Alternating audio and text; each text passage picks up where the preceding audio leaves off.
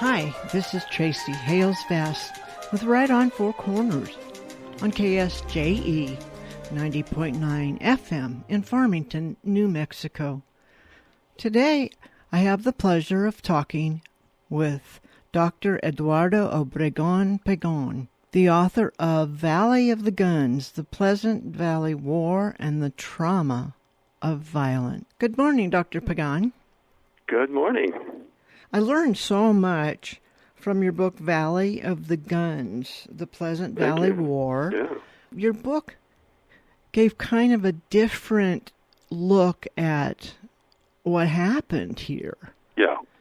It's not just a matter of a Hatfield and McCoy feud. There were so many elements going on. I guess what I set out to do was just to understand what happened. I mean, I'm born and raised in Arizona and spent my youth up in the Mogollon Rim, which is, our mountain country in Arizona. So it's very forested with pines. And I don't know where I first heard the story of the Pleasant Valley War or the Graham-Tewksbury feud as it's known. I certainly knew some of the main elements that they've been talked about, and the whole conflict never really made sense to me. Mm-hmm. And this was my effort to really simply understand essentially how a small group of people who they might not have been friends, not in the sense of best of friends, but they knew each other, mm-hmm. and they lived next to each other, and they worked with each other, and kind of, when you're a very small community of people just breaking the frontier, you depend upon each other. I mean, it's kind of an unspoken rule. Right. And they certainly did the same thing. And when there were barns to be raised, they would all come together. When there were roundups to be done twice a year, they'd all come together and help one another out. So this is a small community that before the outbreak of this violence had worked reasonably well, like most other small settlements. And so, the question to me was, what happened? How do you get from that point where you're breaking bread with each other, you're sharing meals, you're working together, how do you go from there to the point where you determine that your neighbor needs to die? Right? What moves you to that place? And so that became the story that I tried to unravel. And there were a number of elements, a number of factors that went into this collapse of this small settlement, and it's a tragedy. There's just no other way to look at it. I mean, it's not a heroic story, and so from my perspective, in some ways, this is kind of an anti-Western in the sense that all of us having grown up, certainly having consumed many John Wayne movies mm-hmm. and Clint Eastwood movies, there's a way that we Americans talk about the settling of the American West, and it's ultimately a heroic tale. Yes. It's a tale of conquest and of triumph, of good over evil, and organization over chaos, and all these kinds of themes that you find over and over and over again in Westerns. But to me, the real story behind this was counter to all of that. This was really kind of the underside of the American experience, mm-hmm. certainly when it came to the settling of the West. And a lot of things that we typically celebrate, like the coming of the railroad, for example, or the cattle industry, subjugation of the American Indians, these things that we typically celebrate as Americans. There's another side to that, and it's an underside. And in this particular community, it played out with very tragic effect. Very tragic. One thing built on another to break it down. Yeah, and that was clear to me again as I began to just probe, and kind of the way that I like to do research is I need to satisfy myself that I've looked under every stone twice, mm-hmm. and as I continue to ask, well, why did this happen? And why did that happen? As I continue to kind of chase down these different factors, it became clear that no one of those factors led to the breakdown of this community, but all of them came together at a particular moment with very tragic effect. And, the one factor that to me that was the most relevant was really kind of the psychological element that I think many people haven't considered when it comes to kind of understanding the stressors that went into the settling of the West. And to me, it's even more interesting than just psychology. I mean, it's just kind of the way that the human brain works. Mm-hmm. And this is one of my joys just as as an interdisciplinary historian. I mean, I'm trained as a historian, but I was also trained in a very interdisciplinary fashion from my mentor, Nell Painter, who herself thinks very broadly about the past. And it allowed me to converse with my colleagues here about just kind of the biology of the brain. How does the brain work? And how does the brain respond to stimuli when it perceives that it is in danger? Mm-hmm.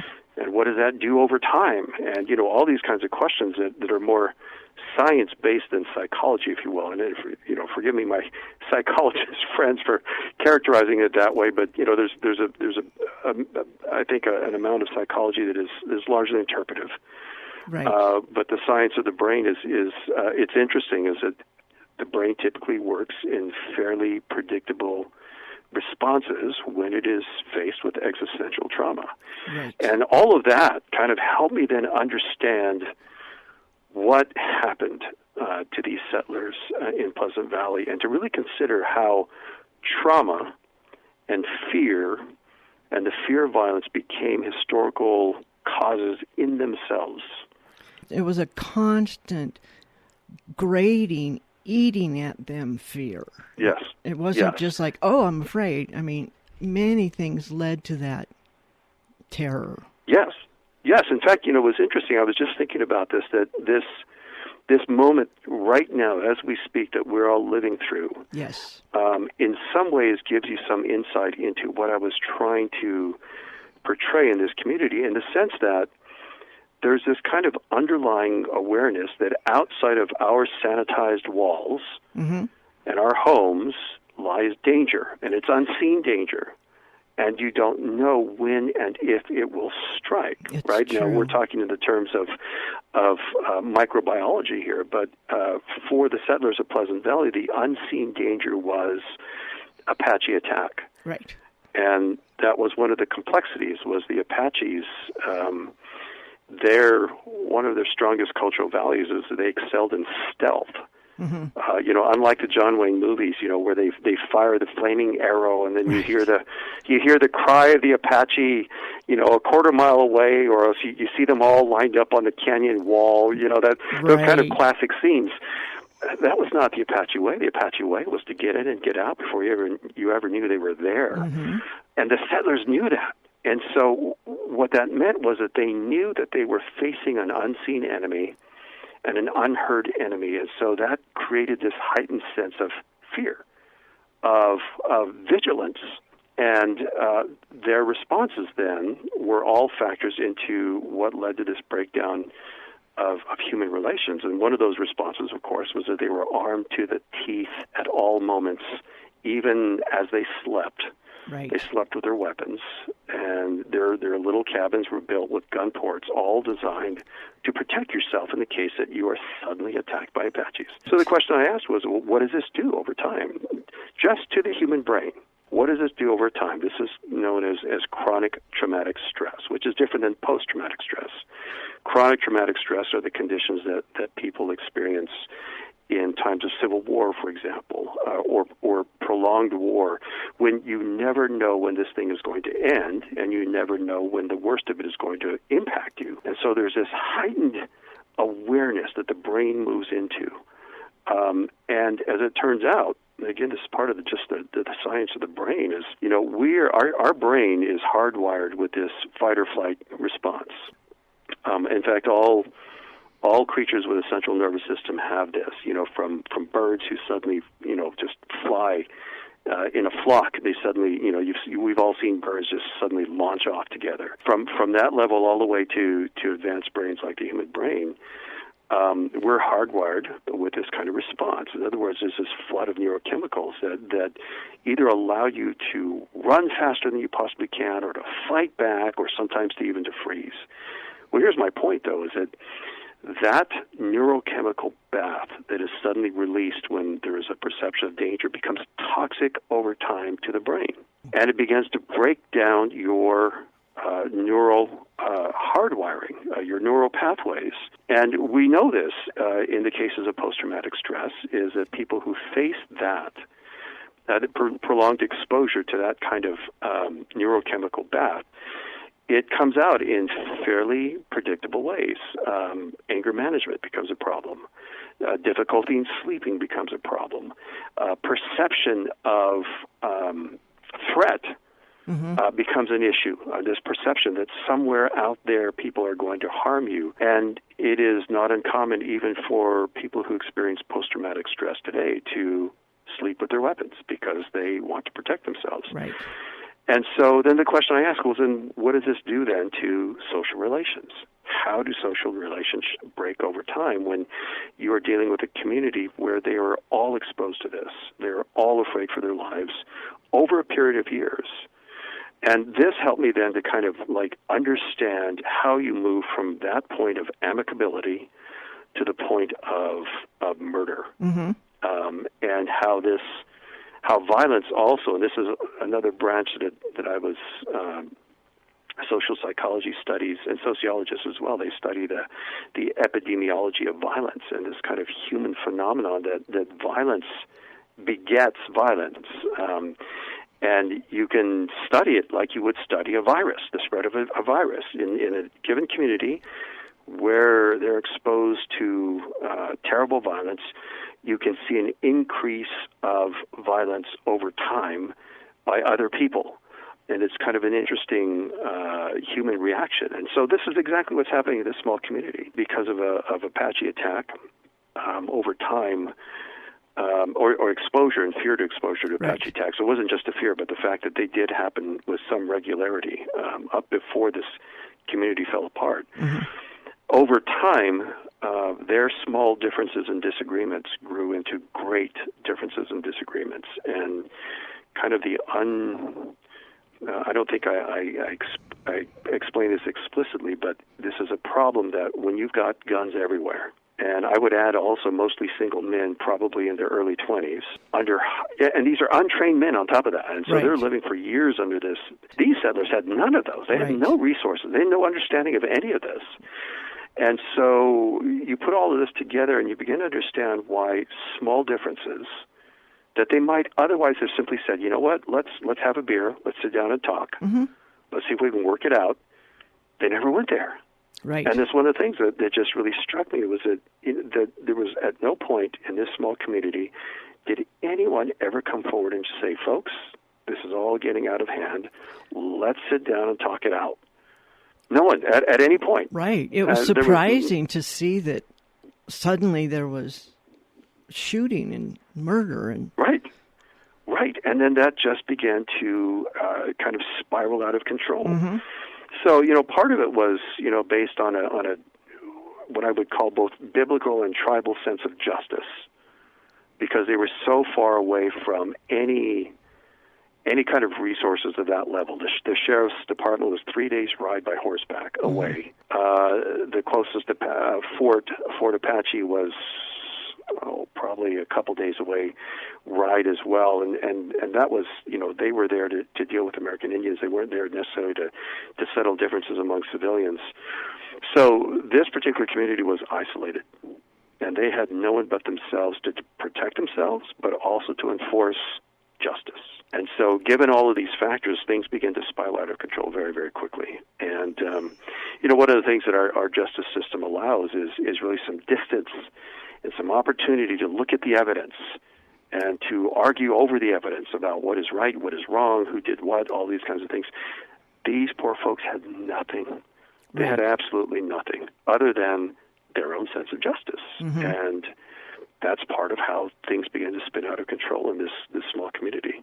It was an amazing study and pulling that out. I don't know if there's another psychological-based approach to this. Yeah, this is kind of a new approach, which I do with quite a bit of caution and reverence as well to the fact that I'm not a psychologist. But part of the fun of this was it allowed me to not only engage my colleagues in psychology in discussion, but to dive into the literature and to pull out as much as I can about how the human brain works, particularly in moments of tremendous stress, and what comes out of that. That's the other part of the West that I mentioned in my book is, again, we're all kind of conditioned about thinking that we understand the West through our John Wayne and Clint Eastwood movies. Right. And they never really deal with the reality of violence in the sense that you had survivors, and survivors who were scarred emotionally by the violence. Even those perpetrators of violence were scarred themselves by the violence they had perpetrated on others. And we have yet to really probe what that meant in the settling of the West. And this is really my effort to begin to do that. And to open that up. Right? Yeah, to open that up. That's right. Well, I have a lot of questions to ask you, but maybe you should read a little bit for us first. Let me go and read this passage here. This is one of the things that I tried to do in this particular study is, especially with this conflict, previous authors have really painted the different camps in an almost Manichaean fashion, good versus evil or honest versus dishonest. And my perspective as a historian is that people are complicated. And, we have good days and we have bad days, and to judge one another based on our bad days alone is not fair. So I tried to kind of bring out the three-dimensional aspect of all of these characters. And so let me read a passage where I kind of talk about Tom Graham and Ed Tewksbury side by side. Great. And these are two men that were in some ways the last men standing of this conflict, and they were on different sides of the conflict as well. And so I'll start with that. Tom Graham was a complex man who inhabited, it seems, different narratives. For those who stood by him throughout the violent clashes in Pleasant Valley and afterward, they saw in him the kinds of qualities that most men would want in a friend. For Cyrus Young, who oversaw Graham's ranches after he fled Pleasant Valley, Graham was a likable man who made friends easily. Graham's devoted friend Charlie Duché saw Graham as a man who most preferred peace to violence. All children loved him, Molly Cummins McTaggart said almost 70 years later, remembering the ride in his wagon that Graham had given her and several other neighborhood children, driving past the spot where he would be shot the next day. He was known as a quiet, considerate neighbor who adored his daughter and minded his own business. It was nothing short of a tragedy, then, that such an agreeable man could not, or perhaps would not, seek to resolve any misunderstandings with those who held decidedly different views about him. Mormon settlers in the communities surrounding Pleasant Valley, who regularly set out to track and recover their stolen livestock, were firm in their beliefs that Tom Graham was a principal operator in the rustling ring that preyed upon their livestock. They were not the only ones. Other Pleasant Valley settlers, some decidedly anti-Mormon, also came to the same conclusion, that Graham played a key role in their losing livestock in the thousands of dollars. And for the surviving Tewksbury brothers, Tom Graham was the friend who betrayed them for lucre and who kept them in and out of Prescott courts on a variety of trumped-up charges. Most grievous of all, he boasted of having killed their oldest brother, John. Perhaps there were elements of each narrative about Tom that were true. For those with whom he had no quarrel, he was an easygoing, peaceful man. But survival on the frontier had also taught him to be coldly practical. Some relationships were simply more profitable to keep than others. He might have disagreed with his brother Johnny in turning on the Tewksburys, but Johnny was his brother and his companion, and blood was thicker than water.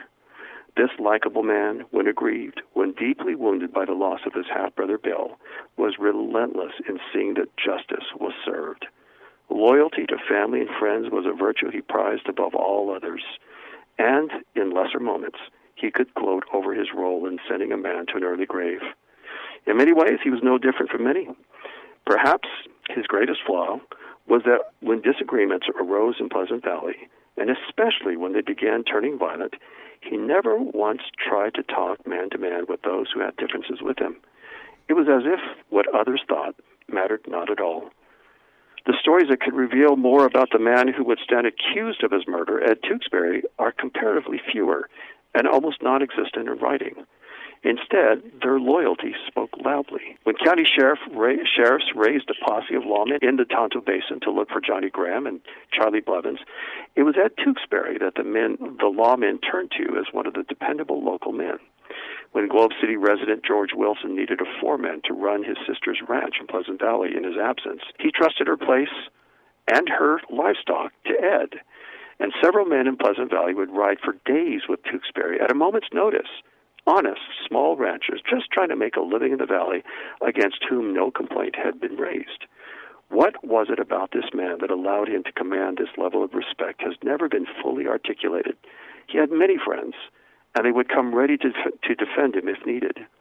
The Grahams, however, held a much darker view of Ed Tewksbury and his brothers, one that they did not hesitate to press upon others.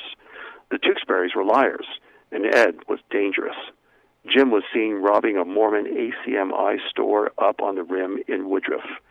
Tom and Johnny swore in court that they witnessed the Tewksbury brothers branding calves that they knew did not belong to them. For holding the Tewksburys accountable before the law, they believed, Ed Tewksbury had callously shot their half-brother in the bowels and left to die a painful death.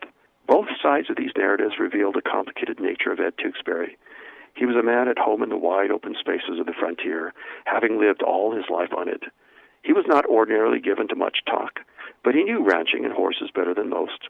His was a friendship that was true through thick and thin, and he could be counted on to come charging through the fire when things became dicey. Such friendships were rare and good as gold on the frontier, and men loved him for it. He was also a man who would act to protect his own, regardless of what the law might say or do. So when Tom Graham threatened his best friend after 5 years of peace, Ed knew what had to happen. The two men were more alike than not, though torn apart by misperceptions about each other that in time grew into an abiding enmity. There may have been a chance at reconciliation early on, after the first allegations against the Tewksbury brothers and other settlers were thrown out of court. But an encounter between the two oldest brothers afterwards reveals how deeply betrayed the Tewksbury brothers felt. John Tewksbury accosted Johnny Graham after the trial and slapped him. The elder Graham did not respond, but after that moment, the two sets of brothers never had contact with each other again, even though they continued to live only 2 miles apart. The round of legal complaints that the Grahams filed against the Tewksburys must have seemed to the Tewksbury brothers as clear evidence of Graham harassment, and the Tewksburys' continual acquittals from those charges must have stoked the Grahams' frustration and increased their resolve not to let them get away. I just really like the way you've really dug into this and made these characters so real. Well, I was going to say, that's the interesting thing is I'm a historian, but I also strive to be a writer. And for me, history is something that lives. It's almost hard to articulate, and I don't know why history impacts me in this way, but it is still alive in my mind. And it's almost as if, when I study, but also when I teach, it's almost as if they had just left the room. For some reason, I'm keenly aware that we're dealing with human lives and complicated human beings, and that's really what I strive to bring forward in my work, and also when I teach is that these aren't names on a page, and they're not kind of statistical figures. These are complicated people trying to make their way in the world, and to me that's what's so fascinating about it, right? Yes. It's both what's fascinating is as I consume history, as one who loves history, but it's also fascinating as who then in trying to convey that love of history to others is really trying to humanize what captures these people that I study, if right. That makes sense. Right, exactly. It does. And you've done that. You've made it very real. Yeah, thank you. Vulnerable people and subject to bad thinking sometimes. Yeah. But also they had good days too. Exactly. Their friends loved them. Right. And you can't ignore that either. Like you've been saying, I really appreciate the way you've delved into the mental, the psychological, and brain science, as you say. That's a different take on it than so many people have had. And it works. Well, thank you. I'm kind of the perspective that most of us operate under the assumption that what we are doing is logical and sensible and the right thing to do. Even when we do bad things, I think most people kind of go, well, here's why. You know what I'm saying? Right. There's a rationale that people can pull out, and that's what fascinates me, is that even when people are doing bad things, it's logical to them. Right. They're simply responding to something that it makes absolute sense that this is what I should be doing, and that's what fascinates me as a historian as well, is to understand how each actor or party or group understood the world, and then, based on that understanding, acted accordingly. Uh-huh. It doesn't mean it was right. Right. And I certainly don't mean to condone, but I want to understand, like, why did this make perfect sense to say, my neighbor needs to die? Exactly. Right? Exactly. Right. So even as crazy as that conclusion is, it made sense to them. And that's really what I was trying to understand. Is like, why did this make sense? Right. Thank so you. This won the Best Arizona Book. So yeah, now, I was very pleased with that. Yes. So what's next? What are you working on now? What's next? Well, so I think probably the most front burner project was, I was doing some research in the archives, the state archives in Arizona, and I was looking for a record of a prisoner that was housed in the Yuma Territorial Prison. And as I'm flipping through the microfilm, and these records, they had some kind of biographical information about who these people were, what their issues were, what they were convicted for, and they had pictures. And I came across a picture of this woman who stopped me in my tracks. I kid you not. And she was a young woman. But by the looks of her, she was in her early 20s. But it was clear that this woman was having the worst day of her life. Now, no surprise, right? She's being processed through Yuma Territorial Prison. But she was young, she was pretty, and it was clear that she had been crying her eyes out. You could just tell. And that look in her eyes of complete, helplessness, having given up, loss of all hope, it just stopped me. And I started with the questions like, what is her story? How did this woman get to this place? And so I started doing some research into I just wanted to know this question. Like, how did this wind up in the Yuma Territorial Prison? And what I decided to do was to create a book. Every chapter is going to be a standalone biography, inmate at the Yuma Territorial Prison. But what that does, though, it allows you to see the underside of the American West. Back to this question of this young woman. Like, what was her story? She was an addict of morphine. To feed her habit, she had turned to prostitution. And what had landed her in the territorial prison was that she had given a fatal overdose to a customer. Oh. Now, I believe her account. She insisted that it was accidental. I believe her, but nonetheless, she was convicted of manslaughter and she was sent to prison. But the question, you can't stop there. It's like people used morphine, heroin, cocaine, kind of in the same way that we use Tylenol today. That's right. And so this allows me to then tell the larger story about what I would characterize as the first opioid epidemic in the United States. But just to kind of come back to this young woman's name was Georgie. So how does she get started on morphine?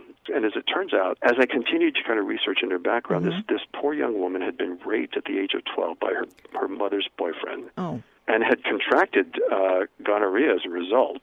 And it was the treatment, but also the trauma from this terrible abuse that she had suffered at the age of 12 that then led her down this path of increasingly consuming more and more morphine. And then as in an effort to feed her habit, she turned to prostitution. These tragic dominoes just falling, if you know what I'm saying. And so it allows me to tell this story and of Georgie. She's more than a victim. I mean, there's more to her story than that. But I want to tell these fully rounded, as much as I can, stories of complex human beings in these circumstances that then allow you to see kind of the underside of the American West. So every chapter will be a different story of an inmate, but it'll be more than just their crime. It'll be kind of the more complete story of their lives, but also the context. Then that's the thing, is that, the human soul, the human brain, the human body has changed very little since the days of the Old West. And in fact, I would even argue that even going back, thousands of years, we tend to get ourselves in the same kinds of problems, different circumstances, of course, but, we're driven to want the same things, and we're driven to respond in similar ways to things that don't go our way, and we wind up getting ourselves in the same kinds of sticky situations. That's right. This is Tracy Hales-Vass. I've enjoyed talking to Eduardo Pagán about his book, the award-winning Valley of the Guns, The Pleasant Valley War. This is Right on Four Corners on KSJE 90.9 FM in Farmington, New Mexico.